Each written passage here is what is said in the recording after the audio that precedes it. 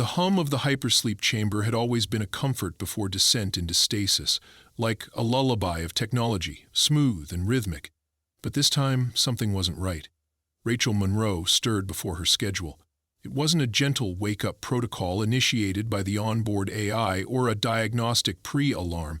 It was a sharp, piercing cold gnawing at her limbs, burrowing into her spine, and drawing her out of the synthetic dreamlessness with a cruel bite. Her eyelids fluttered open.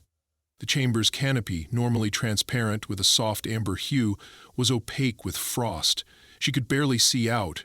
Her breath formed a cloud in the tight space, and a brittle sheet of ice outlined her eyelashes. She blinked and shivered, disoriented. The lights inside the pod flickered erratically. The internal sensors should have adjusted the temperature within moments of her awakening, but instead the air grew colder with every second. Panic tried to claw its way up her throat, but she forced it down. She pressed the manual override to lift the pod cover. It hissed and resisted before finally retracting with a reluctant creak. A gust of freezing air rolled over her face, and she gasped involuntarily. Her body convulsed as she sat up, the shock of the cold intensifying her confusion. Her stasis suit, a thin layer designed for medical regulation during hypersleep, offered no real protection. Her bare feet met the icy metal floor, and she let out a hiss of pain. The ship was not just cold, it was wrong. She forced herself to stand, wrapping her arms around her torso and squinting through the haze of her breath. The hypersleep chamber, usually full of subtle light and hums of low-level maintenance, was now silent and still. The other pods, sleek glass coffins holding the ship's multi-species crew, were shrouded in frost, their control panels blinking weakly or completely dark. Something had gone catastrophically wrong. Rachel stumbled to the nearest wall panel, rubbing her hands together to force some circulation back into her numb fingers. The emergency console responded sluggishly. She typed in her access code, wincing as each keystroke sent a stabbing sensation through her fingertips. The diagnostic screen sputtered to life. Her eyes scanned the data quickly, adrenaline starting to dull the effects of the cold. Life support failure. Environmental control system down. Internal temperature -8 DGC and falling. She muttered a curse under her breath. The ship, Aurora's Edge, wasn't just in trouble. It was dying. She tried to access central control, but the interface flashed red. Locked. Automatic lockdown due to system-wide failure. Only bridge-level override or command crew credentials could break it. The captain, Commander Tarek of the Zanari, was still in stasis, his pod encased in a thick rind of frost like the others. The ship had triggered hypersleep prematurely and failed to revive the rest of the crew. Rachel backed away from the console, her breath coming in shorter bursts. She knew she needed to act fast or the others wouldn't survive, not just because of the cold, but because many of the alien species aboard weren't built for even mild temperature fluctuations. The Thralic were warm-blooded reptilian beings whose metabolic systems depended on stable heat. The Nulari, amphibious and soft-skinned, required humid environments or risked cellular collapse. Even Commander Tarek's Zanari biology, though hardy in battle, was vulnerable to prolonged exposure below freezing. They had no natural defenses against cold. Her own biology, earthborn, human, was ironically her greatest asset now. Evolution had shaped her ancestors to endure a range of climates, and her body still bore that legacy.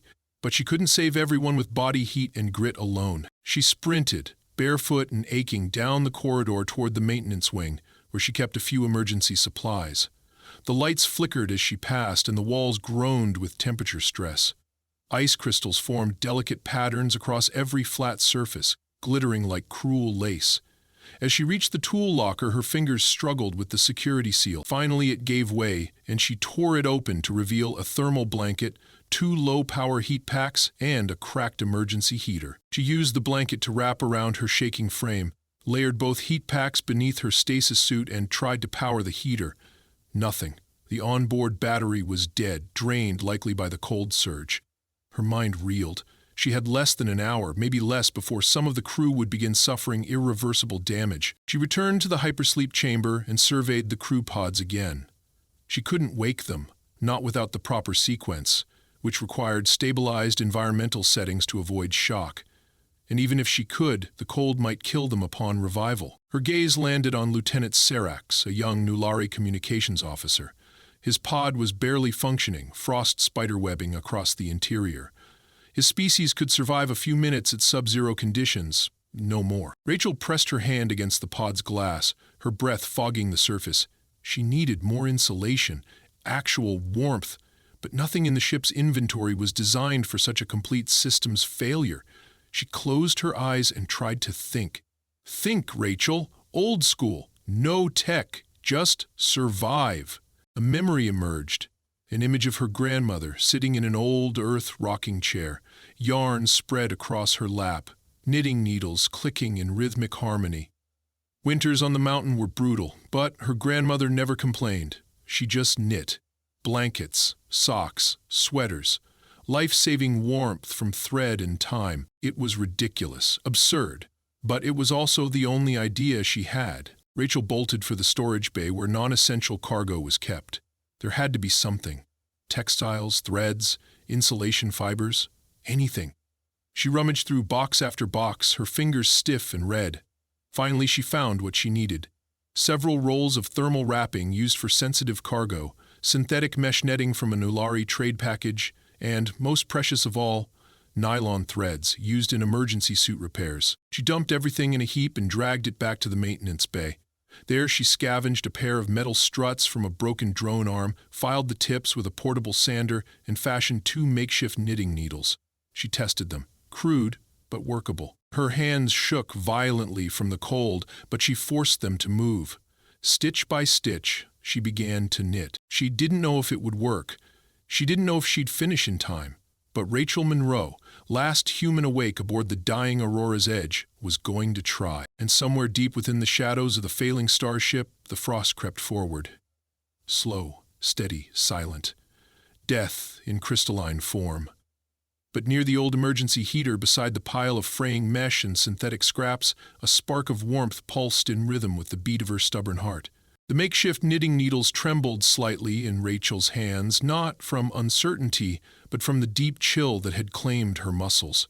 She sat hunched over in the dim glow of the flickering maintenance lights, wrapping synthetic strands around her fingers, pulling and looping each piece through the next. She had no pattern, no time for aesthetics, and no guarantee that the fibers she'd scavenged would retain heat. But she had no other option. Every second spent thinking of alternatives was another moment stolen from the alien crew, slipping further into hypothermic stasis. The temperature had already dropped another 2 degrees. She checked once, then resolved not to check again. The first patchwork blanket was crude, nothing more than a tangled sheet of mesh and wrapped thermoplastics, bound together by nylon thread. But it felt dense enough to trap some heat. She draped it over Lieutenant Serex's pod, pressing the seams tight around the exterior edges and fastening the corners with sealing glue from a nearby emergency repair kit. As the glue hardened, she crouched beside the pod and placed her hand on the glass. It was still bitterly cold, but less so than before. She convinced herself that the difference meant something. Rachel turned and staggered to the supply drawers built into the maintenance bench. Inside, she found only a few scraps of unused insulating foam, a roll of industrial-grade adhesive tape, and a stack of old thermal suit liners, too torn to use in vacuum, but possibly salvageable for padding. She took everything. Her arms trembled under the weight of the foam, but she dragged it back to her workspace, laid out another section of netting, and began layering the materials again. The second blanket took longer. Her fingers moved slower, her knuckles ached, and her breathing grew shallow. She slapped her cheeks to stay alert, shook out her legs, and took tiny sips of water from a thawed emergency ration pack. The ship groaned around her, another reminder of the structural stress it endured from the deep freeze. Ice crept further into the maintenance hallway, painting the edges with a thin silver sheen. Somewhere beyond the bulkhead, one of the exterior stabilizer flaps made a noise like cracking bone. She ignored it. She had too much to do. As she stitched the second blanket closed, she heard a sudden hiss. Soft, subtle, dangerous. She turned toward the sound. One of the auxiliary coolant lines had ruptured from the pressure change. The small blue mist escaping would quickly freeze anything nearby. She grabbed a strip of foam and slammed it against the breach, taping it down with layers of adhesive until the leak was sealed. Her fingers were now sticky and raw, but functional. It counted. With the second blanket finished, she stood again, knees cracking. This time she moved to the pod of Ensign Verrock, a Thralic male barely taller than her waist. His pod showed critical warning signs now: heartbeat too low, internal temperature at survival threshold. She gritted her teeth and wrapped the second blanket around his chamber, reinforcing the bottom with foam pads and then pressing her full body against the top, willing her own heat to transfer. She stayed there for several minutes, whispering nonsense into the cold silence, just to hear the sound of her own voice. She couldn't save them all, not at once, but maybe one at a time. Once her body began to shiver again uncontrollably, she forced herself up and returned to the knitting corner. She had enough material for maybe 2 more blankets before she'd need to rip up her own sleeping mat and cut open the emergency escape cushions. She found the latter option increasingly appealing. Survival gear had value, but so did a functioning crew. As she bent over the third creation, the emergency console above her head crackled to life. A slow, pained whine came through the static. A half-formed system alert that flickered for a second, then vanished. The mainframe was deteriorating. Electrical current was unstable. Soon, even basic communications might collapse. She didn't need more warnings. She needed power, real heat, real tools. Her mind turned toward the engineering deck.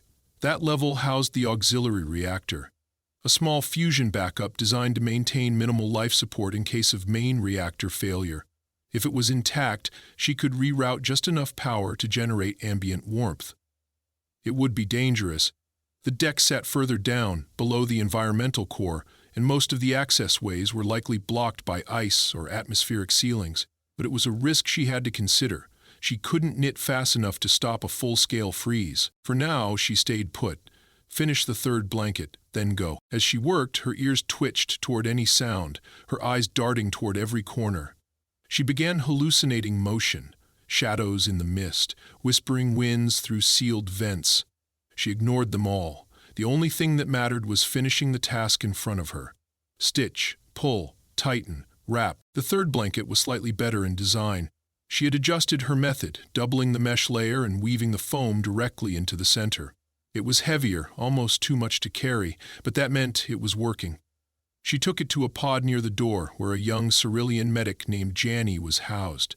Janny's species was more adaptable to temperature fluctuations, but her heart rate was already dropping. Rachel wrapped the blanket around the pod and whispered to the medic, unsure if the words mattered, but speaking anyway.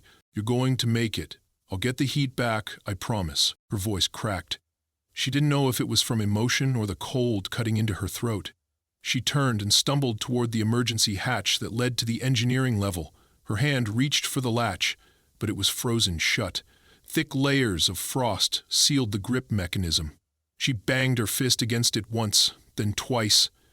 It didn't budge.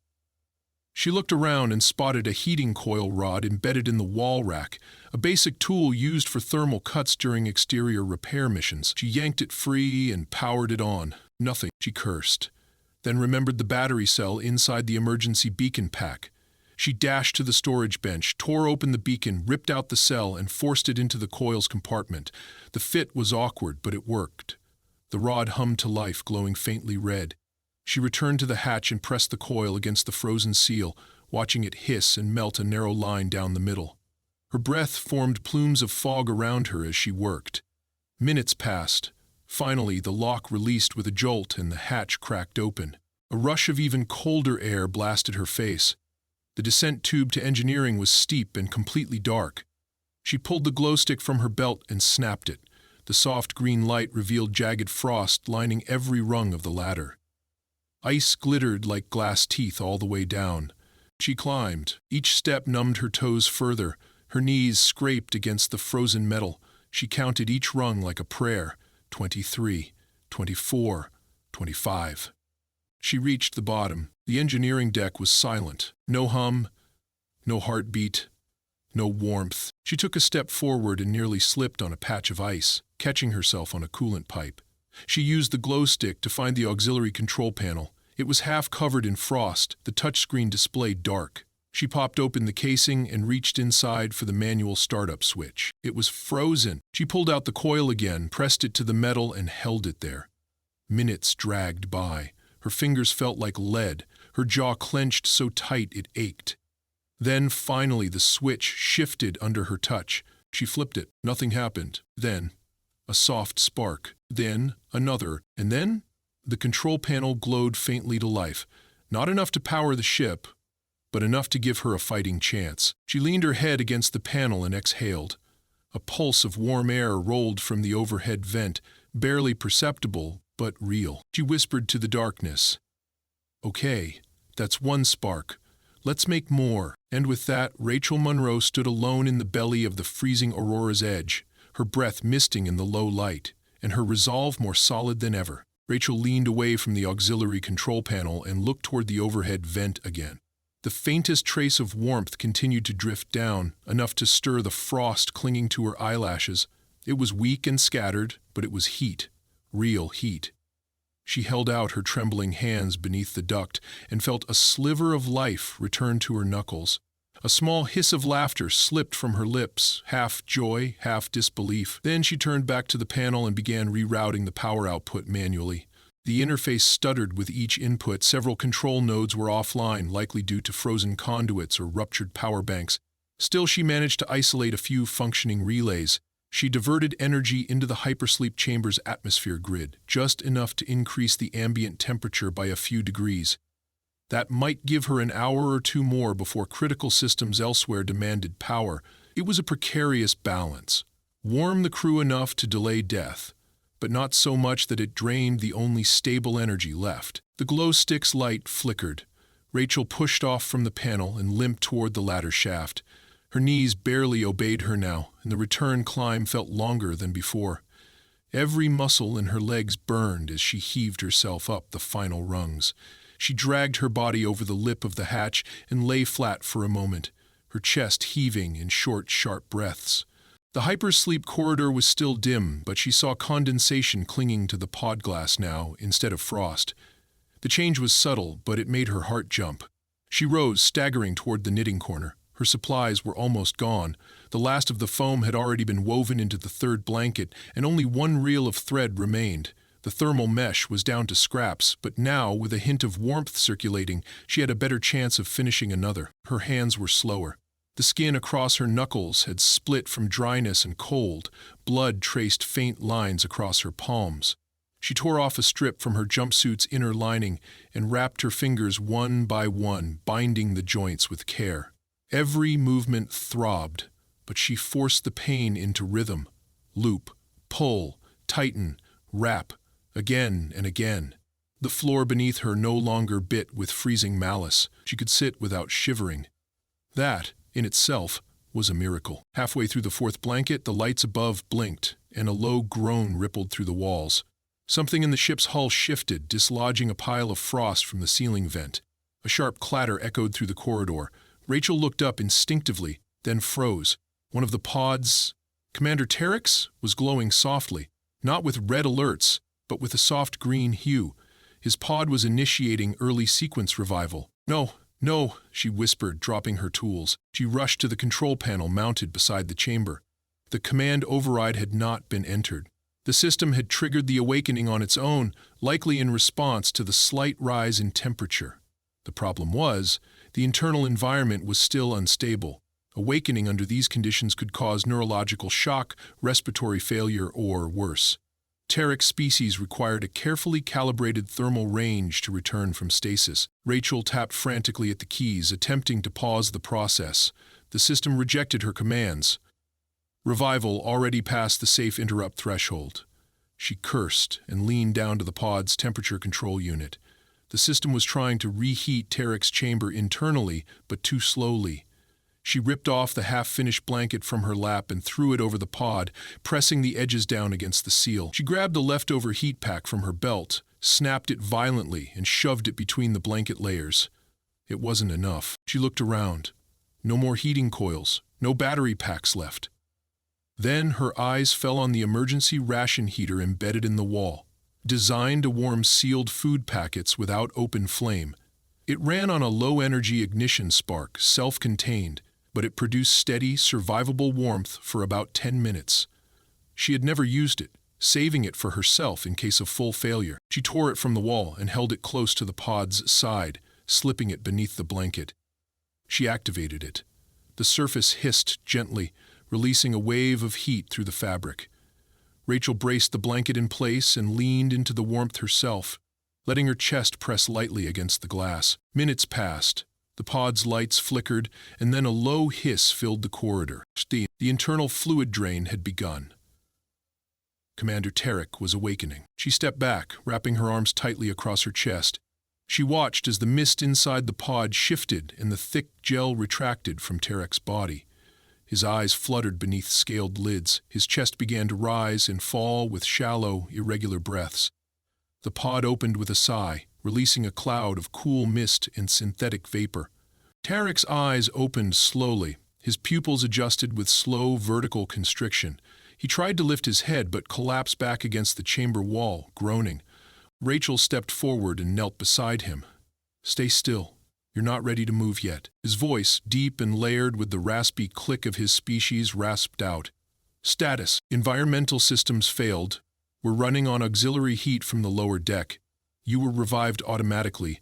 I've been improvising." Terek's gaze slid over the makeshift blanket and paused on the exposed threads. "Primitive textile?" "Yeah," Rachel said, forcing a grin.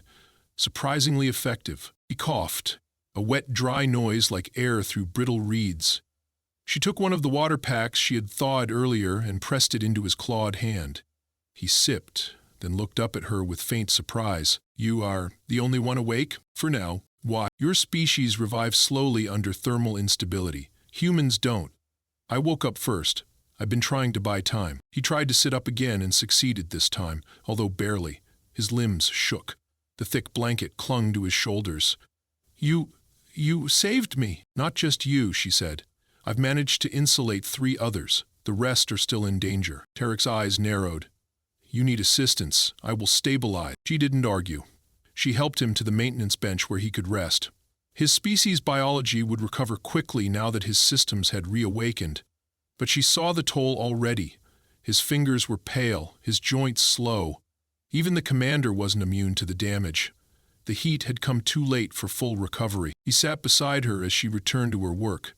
His claws reached for a patch of thread. "I have no skill in your technique," he said, "but I will mimic your motion." She hesitated, then nodded. "Loop, pull, tighten," she instructed. And so they stitched together. 1 human, 1 alien commander, 2 survivors, surrounded by frost and silence. With each pass of thread, Rachel felt the air grow slightly warmer, not just from the auxiliary vent, but from something older and deeper, shared purpose. Outside the walls of Aurora's edge, space remained cold and vast, but within its hull, warmth now existed in the form of 2 sets of hands, moving in rhythm, creating something that might, with luck and effort, become a thread strong enough to hold lives together. Commander Terek's claws moved with measured slowness, his movements deliberate yet stiff. Each time he pulled a loop through the synthetic mesh, his shoulders tensed slightly, betraying the effort required to coordinate his still recovering limbs. Rachel glanced sideways at him, biting down on the urge to correct his tensioning. His stitches were uneven and the pattern wobbled like a drunken spiral, but she let it pass. Precision wasn't the point. Time was. She pulled the thread tight on her own piece and began binding the corner of what would become their 5th thermal wrap. The fragments of material were getting harder to match. The remaining stock of synthetic foam had dwindled to a box of scraps, some barely wider than her fingers.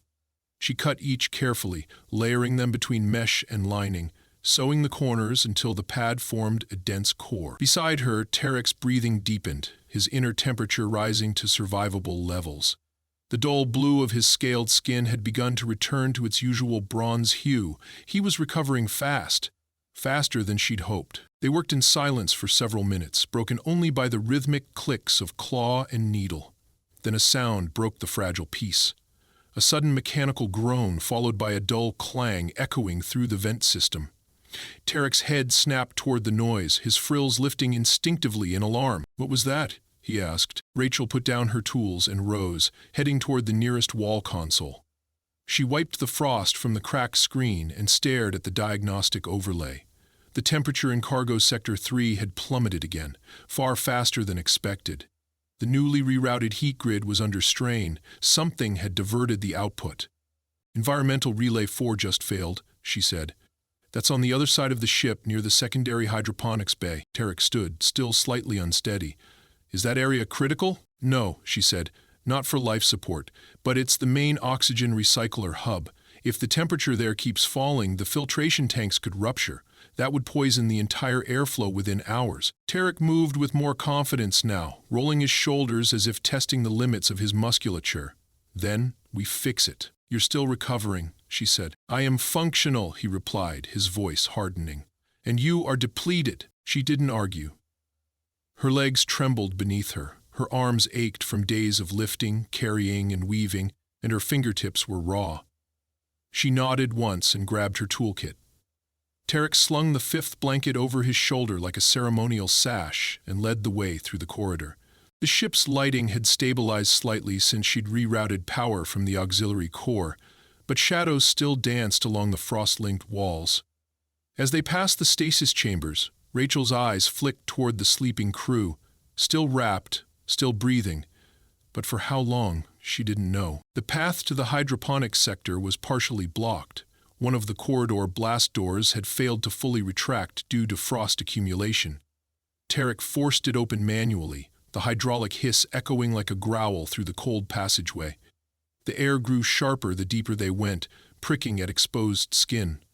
By the time they reached the recycler hub, Rachel's breath was frosting at the edges again. The door panel was iced over. Rachel pulled out the coil rod and activated the heating tip. Tarek pressed his body against the opposite wall, watching the corridor while she worked. She noticed how his instincts stayed sharp even as exhaustion pulled at his form. He was a commander not just in rank, but in every breath. The door creaked open after a few minutes. Inside, the temperature was low enough to form icicles along the tubing. The recycler's intake valves had begun to slow. Moisture clung to the filters like heavy frost. If left unchecked, it would freeze solid and crack the entire structure. Rachel moved quickly, crossing to the control unit and keying in a diagnostic.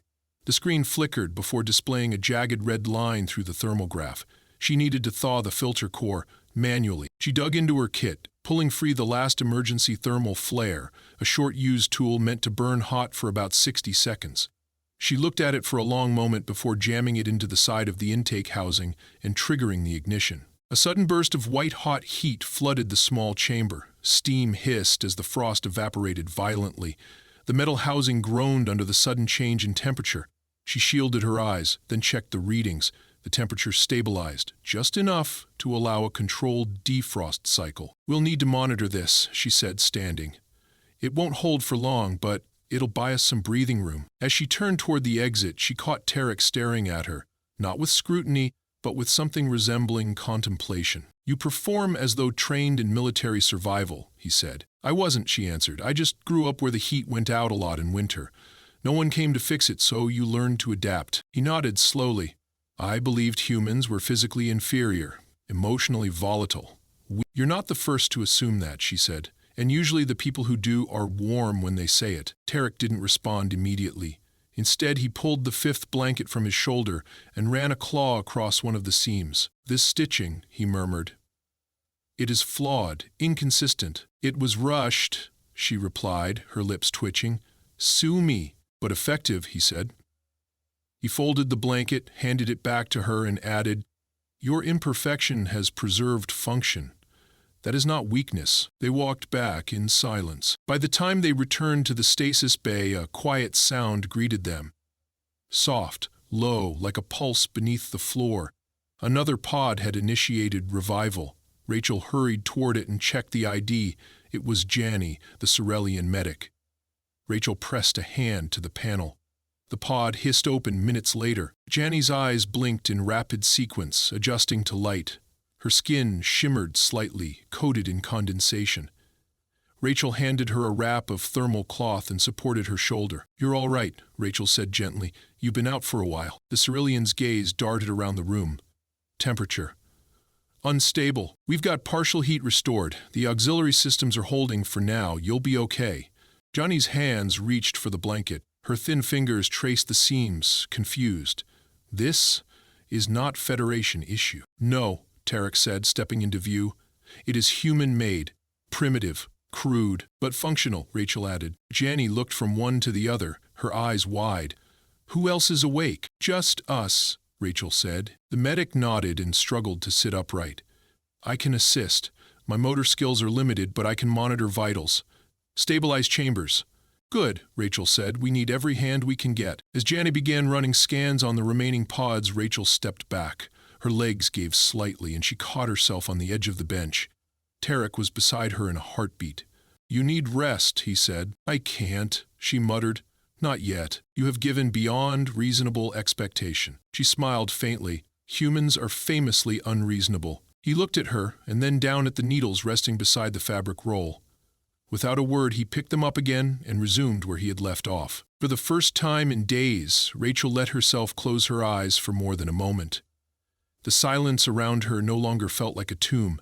It felt like a pause, a breath, a fragile, fleeting moment of safety, carved out from chaos. And in that moment, she began to believe, truly believe, that survival was no longer a question of if, but how. The corridor lights pulsed with steadier rhythm now, no longer gasping under the strain of flickering power grids. Warmth, though still uneven, had crept back into the ship's bones. Not the searing comfort of full environmental control, but a breathable, bearable warmth. Enough to wake the frozen and keep the fragile alive. Rachel stirred awake on the cold floor of the stasis chamber, her back stiff from resting against the metal wall. Her body protested every motion, but the blanket tucked around her shoulders held in enough heat to ease the worst of it. When she opened her eyes, she saw Janny perched on a short stool beside one of the pods, gently tapping readings into the diagnostic console with thin, careful fingers. Across the room, Tarek stood tall, shoulders squared, issuing soft commands into a patched-in communications line that buzzed with revived clarity. The silence that had once smothered Aurora's edge was now filled with motion, soft voices, and flickers of life. Rachel stood, brushing sleep from her face. She approached Janny, who looked up and offered a quiet nod. I stabilized 3 more pods, the medic said. Another 2 initiated revival. We have 14 conscious now. Most are weak, some still too cold to move, but no further losses. No losses, Rachel echoed, the words heavy with meaning. Janny reached for the thermal wrap beside her and folded it neatly. Your techniques have been unconventional, Rachel smiled. That's one word for it. But undeniably effective, Janny added. Tarek approached them, stepping through the soft steam curling from a newly reactivated vent. His movement had regained its commander's precision.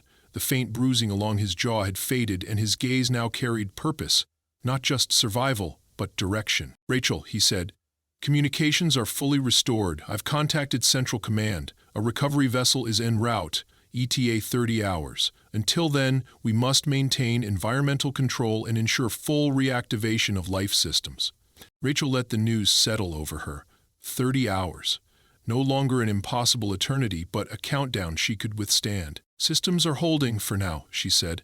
The auxiliary reactor's pushing near maximum load, but I've been diverting everything non-essential. He nodded, then paused, studying her with a quiet intensity.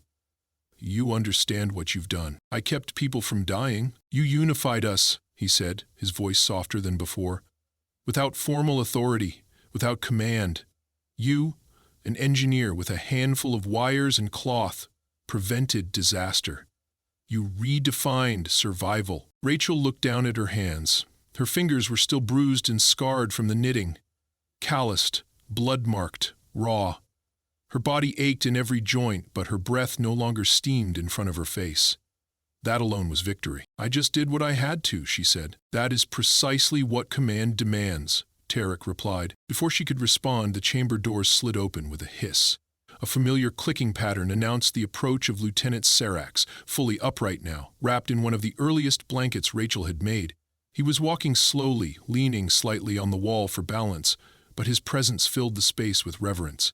Behind him came Varrock, the small Thralic pilot, blinking against the light, but smiling faintly as he stepped into the room. Rachel watched as Serax approached her. The Nulari lieutenant bowed, placing his clawed hand over his chest. I woke surrounded by warmth, he said. My kind do not forget acts of salvation. I'm just glad you're up, she replied. Varrock tilted his scaled head and peered at the blanket wrapped around Serax. These are yours? Rachel shrugged. It's just thread. Tarek looked between them all, then addressed the room. These blankets are now more than material. They are a symbol. We will not forget that when our systems failed, it was Earth's oldest knowledge, not circuitry, not synthetic polymers, but fabric and hands that shielded us. More crew arrived with each passing hour, some groggy, others wide-eyed with questions. Word of Rachel's actions spread through whispers at first, then through pointed gestures toward the makeshift blankets covering the pods, then finally in open admiration. One of the Cerealian engineers, named Lutha, requested to learn the stitching technique. He brought strands of fiber and fumbled with his three-fingered hands until Rachel sat beside him and guided the movements, smiling at his seriousness. By the time the ship's crew had reached half capacity, Rachel found herself seated in a circle of 6 different species, all with thread in hand, each trying to replicate her motions. The resulting pieces were chaotic, uneven, full of mismatched patterns and crooked loops, but laughter now echoed through the chamber. Real, resonant laughter that warmed more than air ever could. Jenny began calling them unity cloths. By hour 21, Tarek had authorized the installation of a permanent thermal weaving station in the maintenance wing. Not out of necessity, but as a reminder. Rachel resisted the idea at first, but eventually agreed, so long as the space could also serve as an informal gathering room. The walls were hung with patches of early work, including the first blanket, the lopsided mesh she had built in a panic for Lieutenant Serax. He signed it with a claw mark on the corner panel. When the recovery ship arrived, its docking clamps hissed with flawless efficiency, a reminder of the polished machinery that had failed when human hands had not. The command team boarded, expecting to find a half-frozen wreck, but were instead greeted with a functioning vessel, a laughing crew, and a wall of woven blankets stitched with stories no diagnostic report could ever explain. The debriefing was brief. Rachel was asked to submit a full timeline. She did so without flourish. No embellishment, just facts. 3 days later, as she prepared to disembark for a full medical evaluation and rest period, Tarek approached her one last time. "We've submitted your name for the Galactic Alliance Recognition of Merit," he said. She laughed. "For knitting?" "For leadership," he said firmly. "And for proving that resilience is not coded in our bones, but chosen in our actions." She stood on the threshold of the docking bridge, fingers brushing the edge of the last blanket she had woven. She turned to face him. "Thank you, Commander, but I think the recognition should go to everyone who picked up a thread." "Then we shall share it," he said. She stepped on to the recovery vessel. The air smelled sterile, clean, untouched. But behind her, in the halls of Aurora's Edge, warmth remained. Not in degrees or numbers, but in memory, in cloth, in unity. Rachel Monroe had not saved the ship with advanced tools, with protocols, or combat.